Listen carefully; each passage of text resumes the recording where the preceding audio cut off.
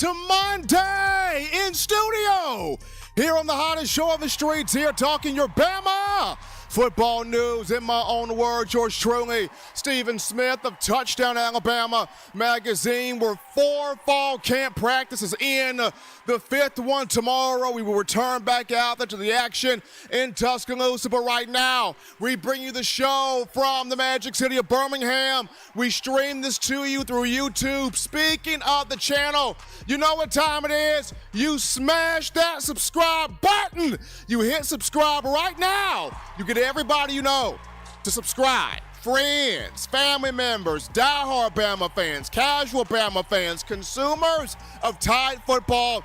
Get everybody to hit that subscribe button. If you are not subscribed to touchdownalabama.com, what are you doing? Get yourself over there right now. Pick up that subscription to touchdownalabama.com so that you're not missing any fall camp information. If you're not following at TD Alabama Mag on X, formerly known as Twitter, what are you doing? Follow us on X right now so you can get clip on clip on clip on clip of what's happening in fall camp. We're bringing you the information right there. Also, hit the like button. Give us that thumbs up. Smash the like button. Get those like levels up right there. We appreciate that coming from all of you. And we got a jam-packed show on this evening. We want to hear from you, the Alabama football fans. You can do this by calling 205-448-1358. And I'm going to call in to let your voice be heard on the show. 205-448-1358. And one more time, 205-448-1358. We definitely want to hear from you. But we get into right now, folks. Topic number one of a conversation, Eli, to start this evening. And we have the USA Today preseason coaches poll top 25. It's out. And Alabama, Kalen DeBoer, your Crimson Tide, debuting at number 5. Its lowest preseason top 25 ranking since 2009. Lowest ranking since 2009. And for a lot of people out there, the outsiders looking in, they looked at this and they're like, see, here we go. See, Nick Saban retired. Nick Saban not the head coach anymore. When you had Nick Saban, Alabama fans, you were in the top 3 in the nation in those preseason polls for 14 straight years. Now you're not number 3 anymore. You're not in the top 3. Saban didn't retire. Here comes the downslide. Here it comes. That's what some people on the outside looking in are thinking and saying, with Alabama debuting at number 5 in the preseason coaches poll. But this is exactly where I pictured Kalen DeBoer and Alabama being at number 5 in this poll. When you talk about Kalen DeBoer is behind 2 other SEC teams. You got Georgia at number 1. You got Texas at number 4. So this is how DeBoer opens up his career as Alabama's head coach. First season, preseason, USA Today coaches poll at number 5, which is a good spot. And why is it a good spot? Oh, because when you go back to 2009, people, I mean, history is incredible, isn't it? When you go back to 2009, people, Nick Saban's 3rd year in the program, Remember where Alabama was ranked in the USA Today preseason coaches top 25 poll in 2009, Bama Nation? Oh, I believe Nick Saban and Bama were ranked at number 5, that they were. And the conversation then was, Florida is the perennial power of the Southeastern Conference. It's Urban Meyer and it's Tim Tebow. Florida has won the last, 2 out of 3. Florida's the team to beat. Florida's the head honcho. Florida's the power program. And what did we see happen? Coach Saban leads Alabama to an undefeated regular season, 12-0. In 2009, they get to the SEC championship game in Atlanta, You beat Florida 32-13. Tim Tebow cries on national TV. We all, enjoy kind of seeing that there. Alabama crowns its first ever Heisman Trophy winner in program history, that being running back Mark Ingram. Alabama goes on to win a BCS national championship, the first of the Nick Saban era in Tuscaloosa. And all of that happened with Alabama preseason. USA Today coaches poll ranked number 5. So Kagan DeBoer, in a situation where Nick Saban was in Saban's third year coaching the Crimson Tide. Boy, is history a beautiful thing or what? So we saw how Coach Saban handled it in 09. Ranked number 5, preseason, USA Today coaches poll. How does Kagan DeBoer handle it this time around when you talk about 2024? Now, the big thing with Alabama is it's going to have 5 opponents in the preseason USA Today top 25 coaches poll. It's got 5 opponents it's got to play. You got to play Georgia, ranked number 1 in that poll. You got Missouri, ranked number 11 in that poll. You got LSU, ranked number 12 in that poll. You got Tennessee, ranked number 15 in that poll. And you got Oklahoma, ranked number 16 in that poll. Now, Georgia, you got them at Bryant-Denny. Missouri, you got them at Bryant-Denny. And then LSU, Tennessee, and Oklahoma, all 3 of those teams on the road.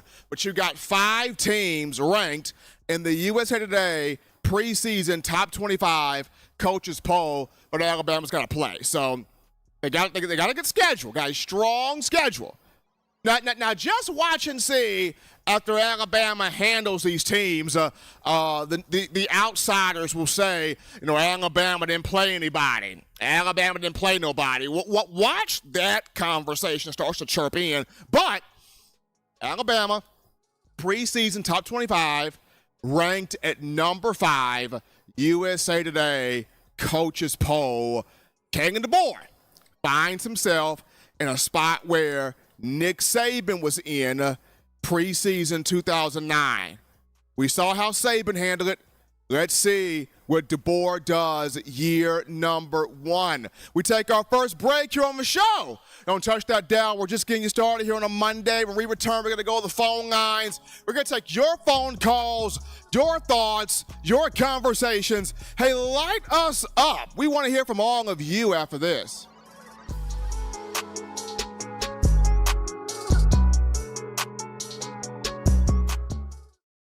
TDA Plus is the all-new Ultimate Alabama Football Package, perfect for any Alabama football fan. Not only do you get subscriber-only articles where you can stay up to date on everything that's going on with Alabama football, you also get our brand new video hub that features many podcasts and shows, including Steven's Report with Stephen M. Smith. With over 15 years of covering Alabama football, you get trusted information as Stephen goes in person to see the team come back and break down to you what he saw live in person. You also get the Way It Is podcast with Stephen M. Smith, where he tells never-heard-before stories and crazy situations that happened during his 15-year tenure of covering Alabama football. You also get Justin and Dex, where they break down recruits like you've never seen it before, with exclusive behind-the-scenes information and exclusive interviews with recruits. You also get Justin's Recruiting Bites with Justin Smith, where you get the best up-close and personal recruiting information and even talks to you while he's on the road going to recruiting events. Alabama fans, you don't want to miss this huge offer for a jam-packed experience for only $7.95 per month. Visit touchdownalabama.com and become a TDA Plus member today. Thank you for tuning in. Show your support right now by clicking that like button. If you haven't subscribed, hit the subscribe button now and enable all notifications to make sure you don't ever miss any of the best Alabama football news, notes, and information right here on Touchdown Alabama. All right, folks, we're back and rocking and rolling to the action from the break. Number 1 ticket here for your Bama football news. In my own words, yours truly, Stephen Smith of TDA. Here on a Monday, you guys continue getting your thoughts in, getting your comments in the YouTube chat line right here. Call segment in session right now. The call segment brought to you by the Blue Wrench Gang. Phone lines open, 205-448-1358. The number to call in to let your voice be made known on the show, 205-448-1358. One more time, 205-448-1358. We want to hear from you. You guys continue smashing the like button, hitting that subscribe button, making this your spot here for all things Bama football. But as you're getting yourself prepared to call in, you guys have been waiting for this for a minute, going through some body transformations, marquee notable weight changes for Alabama players this offseason. Well, we got you right here. So these are the noticeable weight changes defensively. And Eli, I want you to put just the full thing on screen. Take me off of screen. Just have the full thing on screen here where these weight changes are concerned. So if you look at it here, the full weight changes for Alabama defensive players. We start this thing off with Keon Keeley, who has added 35 pounds. He's gone from 242 to 277. So Keon Keeley's 277 now as that bandit defensive end. Jeremiah Beeman, the freshman from Birmingham Parker High School, he's added 31 pounds to his frame in the offseason. He's now at 296. I kept telling you guys, Jeremiah Beeman is pushing 300 pounds. He's going to have an opportunity to get some type of playing time in this defensive line rotation. So Jeremiah Beeman, 296 pounds. When you look at LT Overton, he's now at 283 pounds. That's LT Overton at 283, so he's jumped from 265 to 283. That's LT Overton, the transfer from Texas A&M. Now when you look at Zabian Brown, he's added 16 pounds as a corner. Zabian's gone from 180 to 196, and that's the range typically that Nick Saban loved his corners playing at, between 195 and 200. He liked the cornerbacks playing right there, Zabian Brown at 196. So he's at that range. Jihad Campbell is now at 244 pounds. So Jihad Campbell has added some weight to his frame. Devontae Smith is now at 205 pounds. So he's added weight to his frame, showing that he's got the physicality to play at that Husky position. We've got here Red Morgan, who is now at 186 pounds. I told you Red's gotten a bit thicker. Red's at 186, going from 175 to 186. That's 11 pounds there. We've got Deontay Lawson, who's now at 239 pounds. So D-Law's added 9 pounds to his frame, going from 230 to 239. Quay Russaw is at 251. What? Quay Russaw's big man now, 251. Remember last year when Chris Braswell added all that weight, going to 251? What did Chris Braswell do? He had a breakout year in terms of tackles for loss and sacks, and he became a second-round pick in this recent NFL draft. Quay Russaw, as a Wolf linebacker, he's now at 251. We've got Jaheim Otis. He's at 325, so he's added 5 pounds. He's gone from 320 to 325. The good thing here for Jaheim Otis, he's keeping that weight down. Remember, when Otis first came in, he was 415 pounds. He's dropped from 415 to 325. You may want to keep him just right there. So Jaheim at 325. Justin Jefferson now is at 228. So he's added some weight there. He's at 228, about 3 pounds he's added. And then last but not least here, Jeremiah Alexander is down to 232. That's really good for him. He's dropped from 249 to 232, playing that inside linebacker position. So he's dropped some weight, but that will increase the speed, that will increase the lateral quickness. So that's really good there for Jeremiah Alexander. But those are just, some guys here that have had some notable weight changes here defensively that's going to help them in this upcoming season. There are more guys to name. We'll get to those later on in the week. But those are the guys right there bringing up on the screen that have had noticeable weight changes here for the Crimson Tide. We're going to take this call right now. You're live on the show. What's happening? How we feeling? State your name. Where you calling from? Steve, what's up with you, man? This is Jay from Florence. Jay, what's going on with you, man? How many days is fall camp left? About 10? Say it again. How many days left in fall camp? 10? About 50. About 12. About 12. I go 12. Yeah, man. We almost there, family. Y'all better go and let them know it. Go ahead, put it in their face now. Roll Tide, Alabama Daddy. You know what I'm saying, Steve? I can't wait to watch these boys go out there and hurt some. Well, not hurt nobody, but put an old whooping on somebody. I mean, Jay, I'm excited for it myself, especially after getting a chance to look at and name off some guys that have gone through some notable weight changes here this offseason. We've got some guys that have added some weight. We've got some guys that have dropped some weight to make themselves better and to have this defense be a real deal force. So I'm excited. Yeah, I think the defensive coordinator got a lot to prove, man, as far as, his dad was the innovator of the 4-2-5 or whatever, and, taking over for Nick. Do you know if he's going to be on the sideline or he going to be in the press box? That's going to be a good question, Jay, and we'll figure out more of that as we get closer to the season. But just knowing Kane and feeling his vibe and his energy, he's going to want to be on the field. Kane's going to want to be on the field. I mean, Kane, young guy,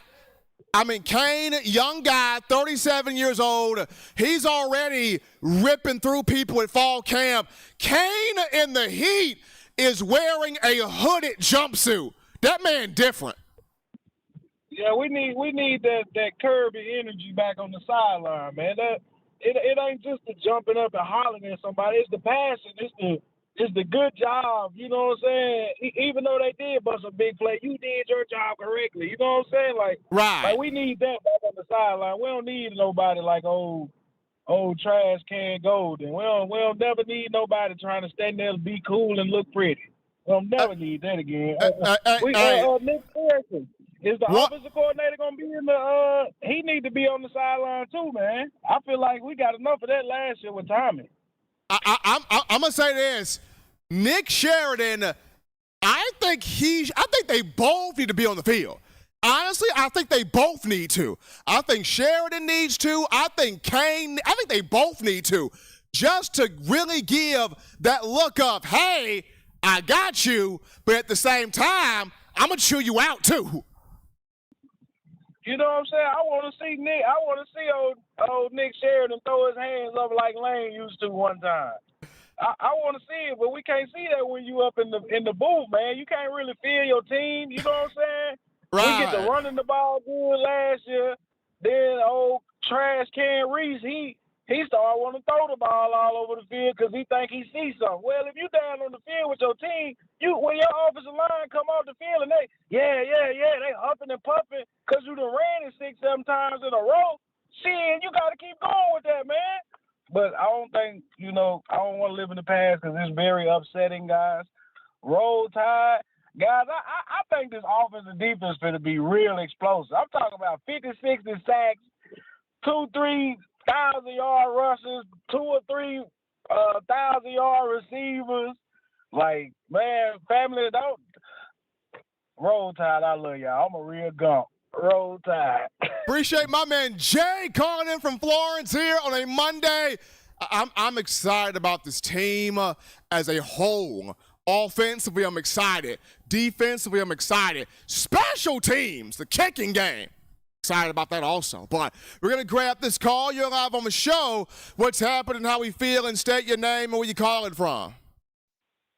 Hey, Steven, this is Corey from Trustful. How are you doing this afternoon? Doing outstanding, Corey. How about yourself? I'm doing great. A couple of things I want to run by you.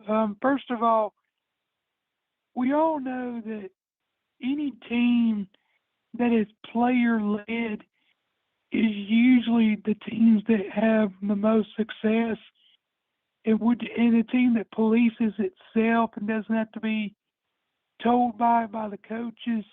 Would you agree that this team is player-led, and that's one of the things that will help them win a championship this year, that they are player-led this year? Oh, no doubt, Corey. This is a player-led group. Tyler Booker, Jalen Milroe, Jaden Roberts, Parker Browsford, Malachi Moore, Tim Keene. I mean, this is a player-led group. This is a player-led group. You got a lot of different vocal guys on this team. You got like the one main alpha, on offense, on defense is Malachi Moore. The one main alpha on offense is Jalen Milroe, but this is a player-led group. Like, the coaches, they provide the framework, but these players are out here really getting it done. Yeah, I agree, because, you know, like I said, all the championships we've won, you could tell that the main leaders policed the team. I mean, when it was curfew time, they knew when the players were to go to curfew. When the practice was, they set a standard for that and all that. And even though Saban's not here, they still know what the standard is and that sort of thing. But the second thing I wanted to run by you was, when it comes to this defense, we knew that under Saban, the middle linebacker was the focal point of the defense. Is that still true under the 4-2-5? Like, the middle linebacker with Deontay Lawson is still the focal point. Like, he's the one barking out signals, and like, is he still the focal point of the defense? Because I know in the 4-2-5 you have more secondary players playing because there's 5 defensive backs, but isn't the linebacker, the middle linebacker, and Deontay Lawson still the heart of the defense? Yes, Corey, he's still the focal point because D-Law would still have to call out the signals. He would still have to give the proper communication to everybody on that defense. And, of course, he still has to fly around and make plays himself. So, yes, that middle linebacker, that Mike linebacker is still the focal point. I think probably the biggest difference in the 4-2-5 is in the 3-4, your defensive linemen are more so space eaters. In the 4-2-5, your D linemen have more created one-on-one matchups to where they can create some havoc. They can slither through and get more negative plays, cause more havoc in the opponent's backfield. But yes, even in the 4-2-5, that middle Mike linebacker still holds the brunt of responsibility in terms of communication, in terms of getting guys where they need to be at, and then most importantly for him, flying around, lateral quickness, shooting gaps, and making plays. Doesn't this defense create a lot of edge pressure too? Like, we always saw under Saban, Kirby Smart or Jeremy Pruitt's defense, where you would sometimes send blitzes or edge pressures like your Tim Smith or your Ryan Andersons, but don't you, like, under this defense, like, I guess I'm not really that good enough to recognize the 4-2-5, but do you have to send more blitzes, or are you more relying on your defensive line to create pressure where you don't initially have to send as many blitzes? I think the main thing Coach Womack wants to do, Corey, is he wants to get pressure with 4 in the 4-2-5. He wants that, but he is going to use different packages, especially where those wolf outside linebackers are concerned. So he's going to turn Quandarius Robinson, Keanu Coote, Yancey Pierre, different guys loose at the quarterback, but primarily he would like to get pressure with 4, but he will go to his blitz packages when he feels like doing so. Appreciate Corey calling in from Trustville. We got another call right here. We'll take this one. You're live on the show. What's happening? How we feeling? State your name and where you calling from. My name's Aaron. Doing good in yourself. How we feeling?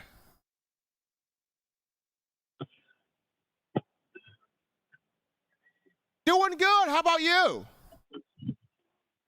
Good. So What's your I have a question. Go ahead. So we all know that the Bama's O-line did not do very good last year, right? True. How do you think it's going to be going into this season? I think Aaron, it's going to be a whole lot better. The interior is already set. When you look at Tyler Booker at one guard, Jaden Roberts, the other guard, your center, Parker Brailsford from Washington. So your interior is set. What Alabama's doing, they're mixing and matching both offensive tackle spots. So you've got Caden Proctor, Wilkin Formby, Elijah Pritchett. They're all competing there for the two tackle spots. And whoever takes both of those two spots, going to be fun to watch that. Now, if Proctor gets his left tackle spot back, but it's between Formby and Pritchett at right tackle, which I can see Formby taking that, but this offensive line playing with a whole lot of confidence in fall camp, they're going to be much better. Okay. All right, thank you. Absolutely. Appreciate it. Aaron there calling in from Ohio. Got a question about the offensive line. And, people have their concerns about the offensive line. Absolutely. The line gave up 44 sacks last year. But I think under Chris Kaplovich, it's going to be better. It's going to be much improved. Like I mentioned, you have your three interior guys set. So now you've got mix and match going on at the tackle position. You got three guys competing with Pritchett, Proctor, Formby. That's going to be fun to watch that dynamic out there on the field. But we're going to take this break right here, folks. Don't touch that dial. Upon our return, we get into this Alabama defensive line. And while I feel like this is going to be a monstrous group, especially after getting a chance to hear from Kalen DeBoer after Sunday's fall camp practice, we'll touch on it after this.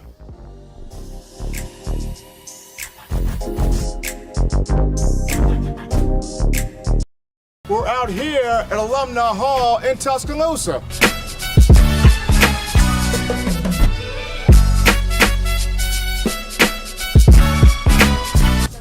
Oh, yeah, this. Oh, man. Gotta get this. Gotta get one of these right here. Can't rock that Bama without this shirt right here, fresh polo. You gotta also rock the all pink, like Kanye West right there. Keychains, gotta get you some keychains. University of Alabama keychains. I'm telling you, if you are a die-hard Alabama fan and you're looking for some big-time apparel, this place has got everything. We're talking shirts, shoes, sweatshirts, hoodies, cups, mugs, keychains. If you're just a Tide fan that has an itch to get more apparel, get more swag in your game, you come right here at Alumni Hall in Tuscaloosa, right here in Midtown Village. And also you can shop online. The link is in the description to get your gear right here at Alumni Hall. Thank you for tuning in. Show your support right now by clicking that like button. If you haven't subscribed, hit the subscribe button now and enable all notifications to make sure you don't ever miss any of the best Alabama football news, notes, and information right here on Touchdown Alabama.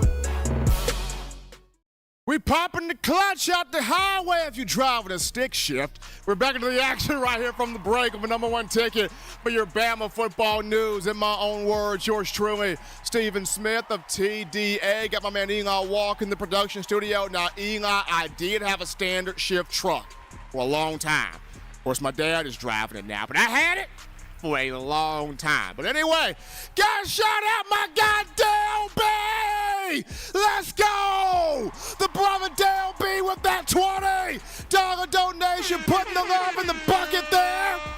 Appreciate Dale B and my man DP. Forget Dr. Pepper, we repping that Don Parker!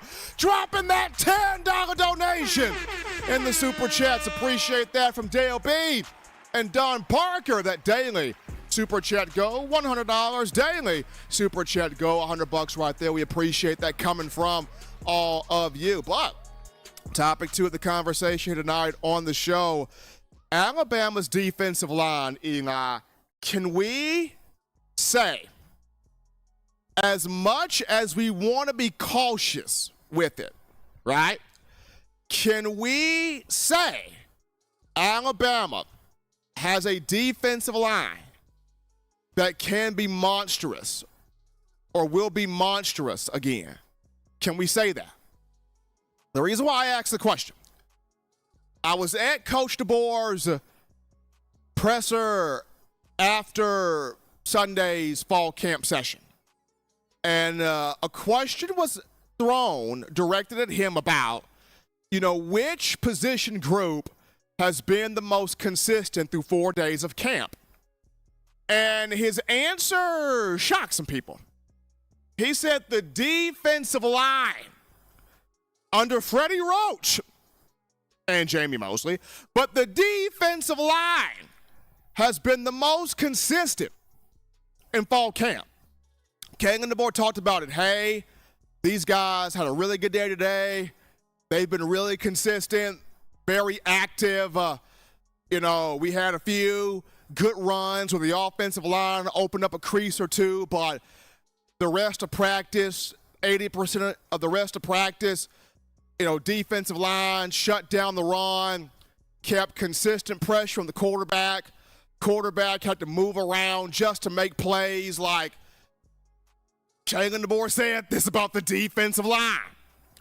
Kane Womack, prior to Sunday, mentioned, I like the rush looks. I like the pressure looks that we're getting with this defensive line. He named a couple of guys. He named Jamarian Latham. He named Jordan Renaud. He named different guys that are providing Alabama with those pressure looks. He named Keon Keeley, a guy that providing Bama with those different looks, those different pressure packages, different ways to affect the quarterback. So this defensive line, led by the likes of Tim Keenan, Tim Smith, Jamarian Latham, and Jaheim Otis, they're doing their job right now.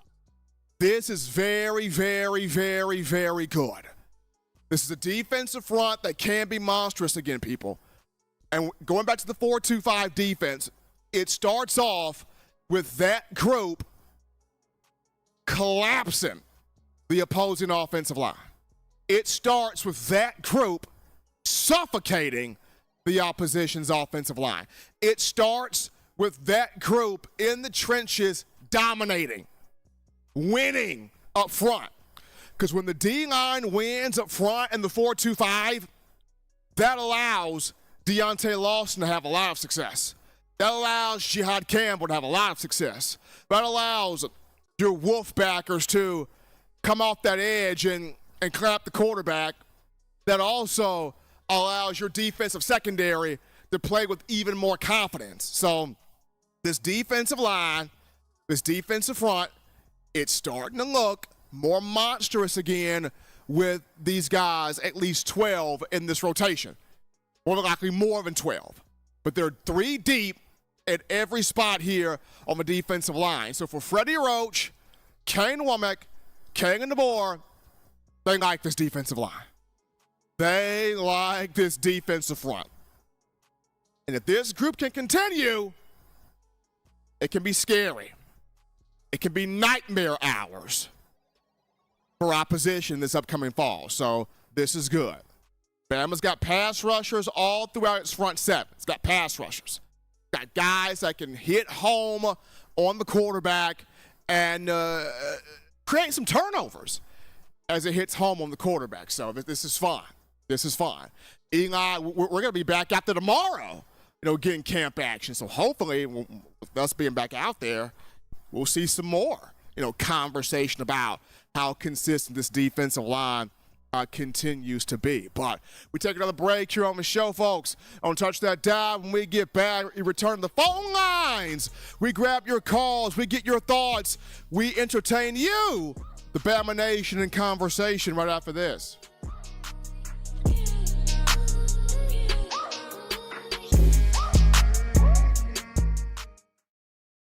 Every sports fan deserves the proper representation. Whitwell Sports introduces to you the Title Towel. Wave that Title Towel in the air like you just don't care. In support of Kalen DeBoer and the Alabama Crimson Tide. Only $9.99 and it lasts a lifetime. Head on over to whitwellsports.com and get your Title Towel today.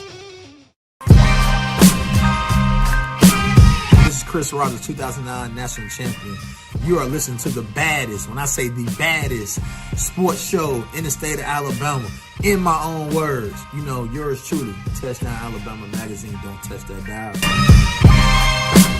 Thank you for tuning in. Show your support right now by clicking that like button. If you haven't subscribed, hit the subscribe button now and enable all notifications to make sure you don't ever miss any of the best Alabama football news, notes, and information right here on Touchdown Alabama.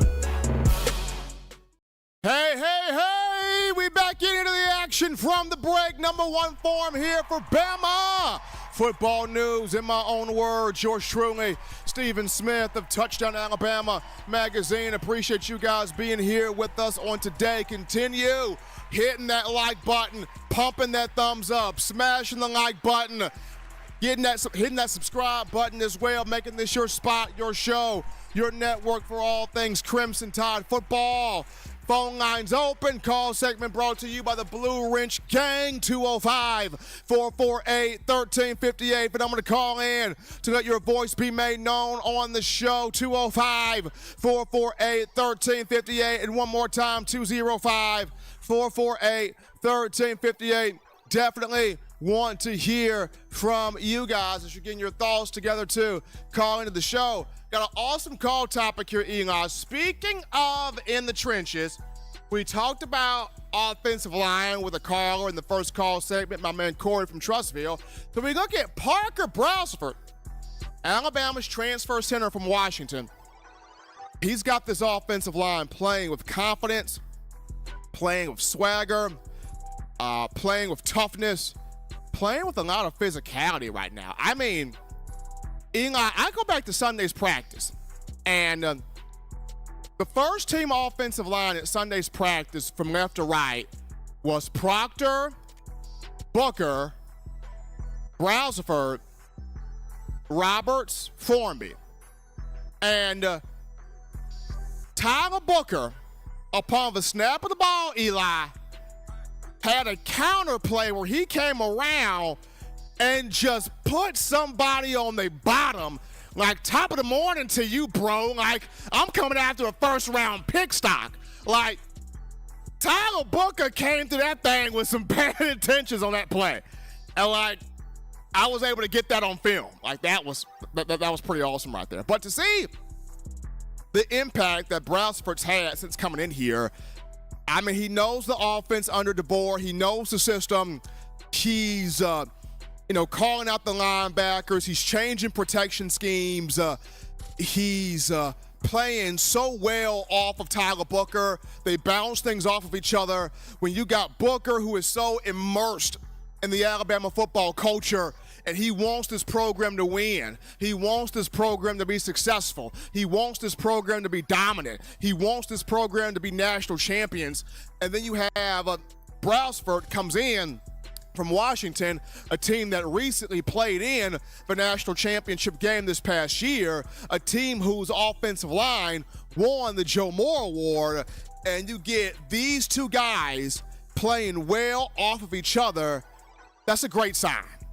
That's a very happy, special sign there when you look at Alabama football. So good to know that Brailsford's got this line playing with confidence, playing with swagger, playing with excitement, and those guys showing physicality out there, in practice thus far in fall camp. We take our final break here, folks, on the show. Don't touch that dial. When we get back, we wrap up things with our discussion on Alabama's cornerbacks. These young dudes are showing us they're not afraid of the moment, and they're ready to play. We'll talk about the rise and growth of the cornerback room after this.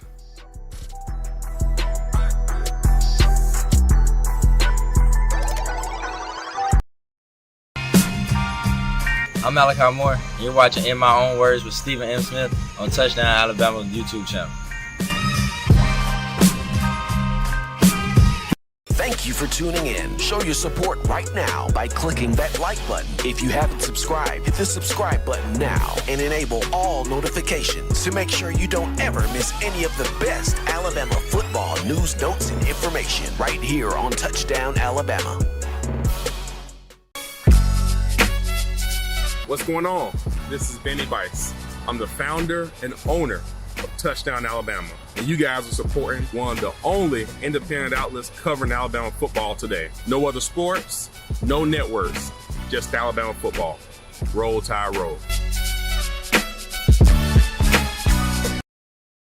All right, here we go. We're back to the action from the break. Number one ticket here for your Bama football news. In my own words, yours truly, Stephen Smith of Touchdown Alabama Magazine here on the show. Appreciate all of you helping us out here with the donations, calling in, chatting in the YouTube chat line, making this your show, your spot, your network for all things Crimson Tide football. Got my man Eli Walker in the production studio holding things down here. But in the final discussion here, folks, we look at Alabama's secondary, primarily its cornerbacks. And there was so much talk in the summer prior to fall camp at Southeastern Conference media days about this is such a young cornerback room and this is going to be a problem. This is going to be an issue for Alabama because of the youth there at the cornerback position. But these guys are not your average freshman out here on the field. And this is not just Kalen DeBoer saying this. It's the entire coaching staff and the players saying this.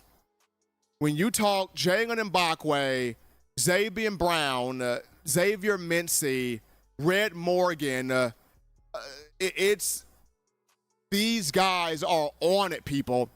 Like, they're on it. They're on it. Like, having a conversation with Coach Mo Linguist, and he talked about Xavier Brown, high football IQ, high football character. He eats, breathes, studies the game. He loves the game. He respects the game. His eyes are in the right place. His footwork's in the right place. His technique's in the right place. And then Kalen DeBoer is like, I trust Xavier Brown already. Wow, the job that young man's done. You look at Jalen Mbakwe. Kane Womack talked about it. He's made the biggest strides of anybody on this team defensively since coming in as a freshman early enrollee. Xavier Mincy's played well.